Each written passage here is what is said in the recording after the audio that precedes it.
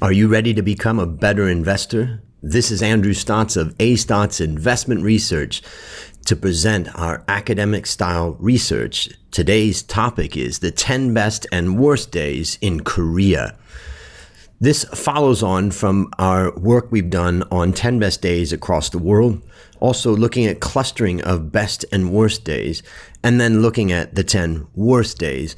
All of these trying to understand the impact of being out of the market on either the best or the worst days. And clustering is about trying to figure out why you would be out of the market on those days. So let's first review our academic style research format. First, we ask a question. Second, we review literature. Third, we formulate a hypothesis that we want to test. Then we select the data that we're looking at. We remove errors and outliers.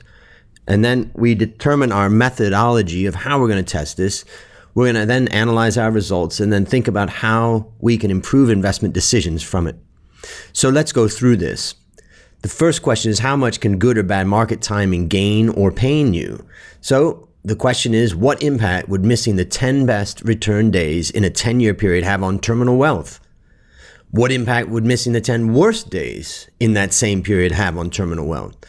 And of course, the next question is, how likely is it that an investor would miss these 10 best days? Well, from my perspective, it's when the market plunges one day, it's not uncommon that an investor will sell in panic. So let's review the literature and what we found. Now, first of all, we had some literature that was done in 2003, some research that was saying missing the 10 best days reduced terminal wealth by 38% and avoiding the 10 worst days increased it by 92%. This was done in the US market. The next one in 2004 looked at the same thing, but said that it came up with a 24% decrease in annual return by avoiding the 10 worst days. This was again in the US market, and missing both the best and worst days actually increased annual return by 15%.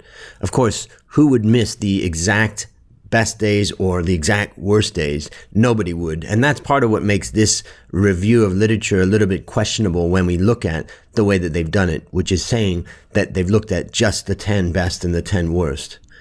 So let's review another one. Estrada in 2009 said missing the 10 best days in the U.S. market would result in a 65% lower portfolio value, and missing the 10 worst days would result in a 206% higher portfolio value. So we can see that the point is that the worst days have a much more larger impact on your portfolio value than the best days.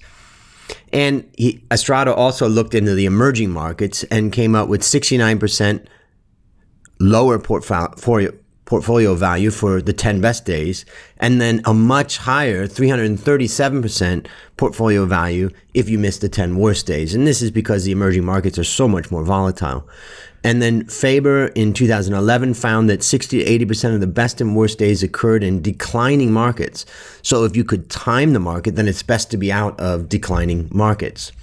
That's wishful thinking that we could time it. But let's look at our hypothesis now. Missing the 10 best days will significantly lower terminal wealth over a 10-year investment horizon, and missing the 10 worst days will significantly increase terminal wealth over a 10-year investment horizon. The next hypothesis is missing the best days is likely to occur as a consequence of panic selling on the worst days. So now, what's the data that we looked at? Well, we gathered the time series of daily prices of the Korean Composite Stock Price Index, the KOSPI, for the past 10 years. Then we calculated and identified the 100 best and 100 worst days.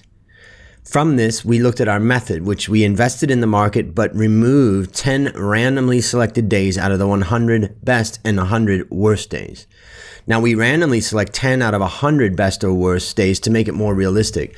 You remember I said that the prior research was just saying you missed the 10 best days or the 10 worst days, but the probability of missing all of those consecutively would be extreme. So to our knowledge, we're the first to conduct this study in this way by just selecting a random sample from 100. Now we assume 0% return on those 10 days that we selected, and we repeated this process 100 times to look at the average, max, and min terminal wealth.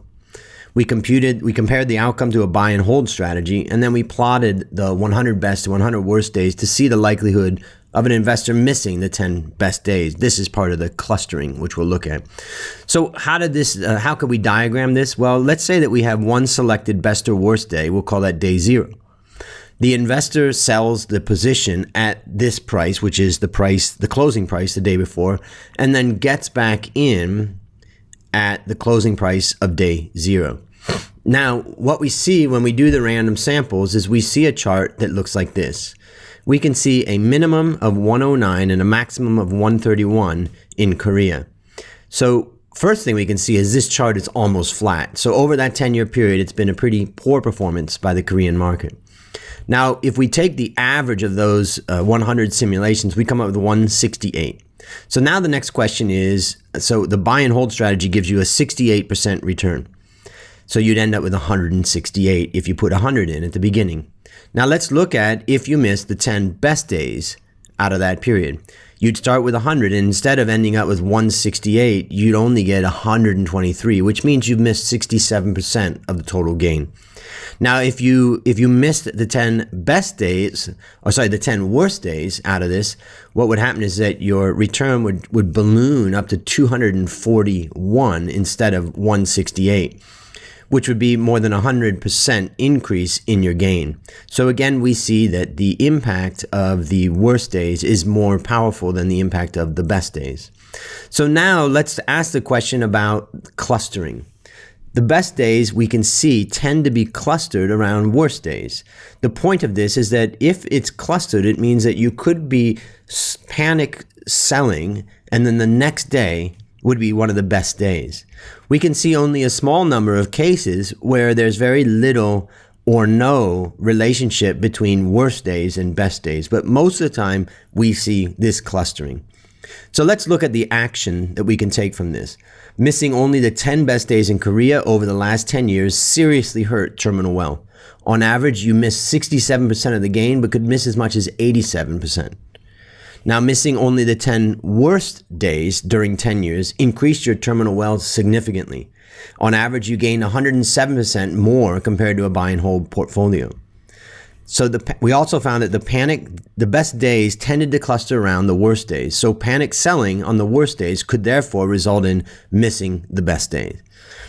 So my conclusion from this is, of course, if you could be in the best days and miss the worst days, that would be perfect. But you'd have to be a market timing wizard to get the benefit of that. So therefore, a buy and hold strategy has merits in Korea.